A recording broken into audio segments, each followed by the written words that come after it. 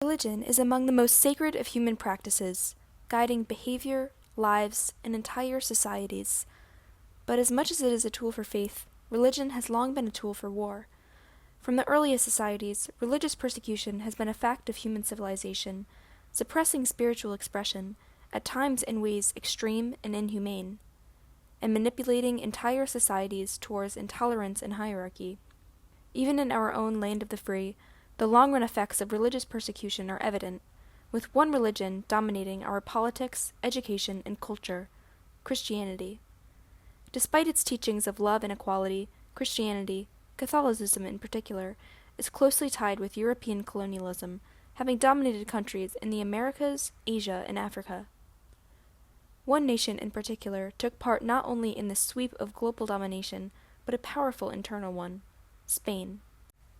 Spain is among the most Catholic countries. In 1980, 95% of its population identified as Catholic, even after it was abolished as the state religion in 1978. However, a recent resurgence in religious tolerance, along with increased immigration, has changed the landscape of religious identification in Spain. Now, just 60% of the population practices religion, with the remaining 40% identifying as non-believers. Still, 97% of the religious population identify as Catholic.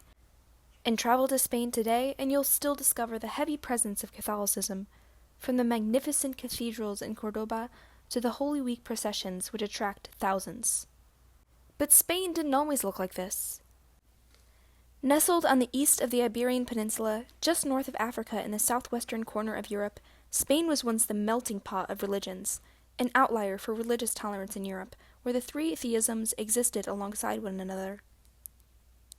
This is the story of this transformation, the Spanish Inquisition. This is the story of control, suppression, and erasure in the name of faith. This story has not ended, but it can be learned from. First dominated by Muslim rule, most territories in modern-day Spain had shifted to Catholic power by the 13th century. In the beginning of the 13th century, Saint Ferdinand III, king of provinces Castile, Leon, and Galicia, named himself the King of the Three Religions. His tomb, now housed in the Seville Cathedral, displays writings in Arabic, Hebrew, Latin, and Spanish. However, an age of religious strife was brewing. Minorities, although protected, were not treated as equals and burdened with separate laws, neighborhoods, and dress codes. Outbursts of religious violence occurred, and anti-Semitic ideology took hold. Priest Vincent Ferrer, now known as the Angel of the Apocalypse, and later canonized as a saint, was a leader of this movement, who led the charge against Jewish presence in the Iberian Peninsula. Jews, as he claimed, were tailed beasts who menstruate like women. In response, Jews, threatened with their livelihoods and safety, converted. In cities across Aragon and Castile, a new social class emerged, the conversos. Soon, 75% of Jews in Aragon had converted, but conversos had not escaped the judgment they'd endured. To Jews, they were traitors who had abandoned their religion. To Christians, they were frauds and, with their increased societal standing, competitors. Still, conversos managed to straddle the line between familial and cultural ties as Jews, and their new faith, culture, and livelihoods as Catholics. New-coming monarchs Isabella and Ferdinand, though, would threaten this balance. Upon their 1469 coronation, the pair unified the disparate territories which made up Spain, with Queen Isabella of Castile ruler of the west, and King Ferdinand of Aragon ruler of the east. Not long after, they introduced a royal inquisition to strengthen Catholic orthodoxy within their lands. After receiving approval from Pope Sixtus IV, they appointed royal inquisitors to investigate newly converted Christians whom they suspected still practiced their former religion. This applied both to conversos, former Jews, and moriscos, former Muslims. And in doing so, the monarchy bound the Catholic Church to their governance, a decision which would mold the state of Spain as we know it. By 1478, the first royal inquisitor, Tomás de Torquemada, was appointed, and a wave of investigations, torturings, and executions commenced. The looming threat of the Inquisition landed heavily across all of Castile, especially for its large population of Jewish conversos. In 1481, 6 well-respected citizens were burned at the stake in Seville City Square in the first auto de fe, or public penance, of the Inquisition, including Don Diego Suzan, a wealthy patriarch whose family had converted to Christianity over a century prior. Often, former Jews practiced Christianity just as well as their Christian counterparts, but since neither groups practiced in the heavy traditional manner which their government expected, only conversos were subject to scrutiny. As the wave of investigations continued, many learned to admit guilt when questioned to save themselves from execution. Still, they would endure fines and public humiliation, forced to wear torn gowns and tall hats, living under the new title of a reconciliado. And even dead conversos were not exempt from investigation. If sufficient evidence could prove their guilt, their living relatives were forced to pay fines to the government.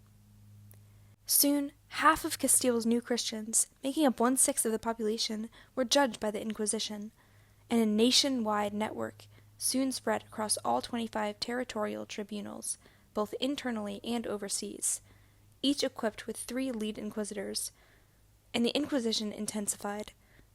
The race to purify Spain had begun. Those accused of heresy, deviation from the Catholic Church, were subject to 2 rounds of review. If arrested by a prosecutor, convicts were held in separate jails to await their trial before the tribunal, a process which often lasted several years. The process stressed testimony as evidence, from the convicts' relatives, friends, and acquaintances. Those found guilty by the tribunal were tortured in public auto de fe ceremonies, the methods of which ranged from whippings to burnings at the stake, depending on the severity of the heresy as determined by the tribunal. Conversos were banned from institutions and monastic orders, including the University of Salamanca, and on March 31, 1472, in perhaps the most deliberate and extreme act thus far, Isabella and Ferdinand signed a nationwide expulsion order to ban all Jews from Spain. Quote, "Great damage is done to Christians by the contact, conversations, and activities that they share with the Jews, who always try, by whatever means they could find, to subvert and snatch faithful Christians away from our holy Catholic faith. When some grave and horrific crime is committed by some members of a group, it is sufficient reason to dissolve and annihilate that group. After much deliberation, we have agreed to order all Jews and Jewesses to leave this land and never come back." By July, half of Spain's Jews had left, mostly to Portugal, the Ottoman Empire, Navarre, Naples, and Egypt, many facing immense hardships where they moved. The other half converted.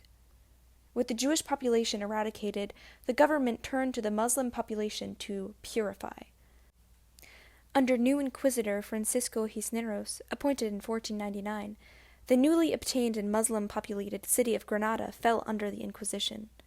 Inquisitors forcibly baptized Muslim children, often without parental permission. Soon, a mass conversion by fear was taking place, with 300 Muslims a day being converted. By early 1501, this number would accumulate to nearly 30,000. In September 1501, Isabella also expelled those who refused voluntary baptism, and conversion by fear spread. Thousands of mosques were turned into churches, Korans and precious scrolls burned. And quickly, the Muslim and Jewish populations dwindled, leaving a homogeneous Christian society. By Isabella's death in 1504, and the ending of her 30-year ruling of Castile, her part of Spain was nearly entirely Christian. The Spanish Inquisition was not just limited to its peninsular territories. Isabella and Ferdinand's rule also marked the expansion of Spain as a global power. By the time their grandson, Charles I, became ruler of both Castile and Aragon, for the first time unifying the regions under the same governance, Spain had a smattering of global territories stretching across Europe and the Americas. In turn, the storm of Catholic purification which had transformed Spain spread globally, from the Caribbean to Northwest Africa to Asia. Charles I in his administration also had close ties with the papacy and relied on Catholic merchants like the German Afugas family for funding, further tightening the ties between church and state. With the right amount of power, money, and connections, Spain imposed its culture and religion around the world, manipulating entire societies and establishing lasting cultural norms and biases. Decisions made centuries ago, that is, and by the few individuals with enough authority to make them, still affect existing generations. A recent study compiling over 67,000 studies from the Spanish Inquisition sought to determine the long-run impacts of the Inquisition on modern-day Spain. In fact, Historians call the Inquisition one of the most effective forms of thought control Europe has ever known. The study was conclusive in its findings. Areas more heavily impacted by the Inquisition are now markedly poorer, more homogeneously Christian, less educated, have lower trust in their governments. Evidently, the Spanish Inquisition has not been left in the history books. In imposing Christianity on the territories of Spain, its pervasive forms of control and manipulation lasted centuries and, as revealed, continue affecting modern society. Reflecting on the events of the Spanish Inquisition reminds us, as humans, not only of the deliberate actions which constructed modern injustices, but, in a broader sense, the capacity of our societies for evil and hatred. This does not have to be the end of the story, though. The turn of the century has seen a rise in progressive ideology and religious tolerance in Spain, not just in its constitution, which guarantees freedom of religion, but in its society. The boxes which once divided Spanish society, that is, are dissipating. To continue the trend globally, each person must face the same boxes, embedded in their own consciousness as a sort of generational trait. At this individual level, we can recognize our own biases and choose not to obey them, and we can act, when evil is committed, on the right side of history.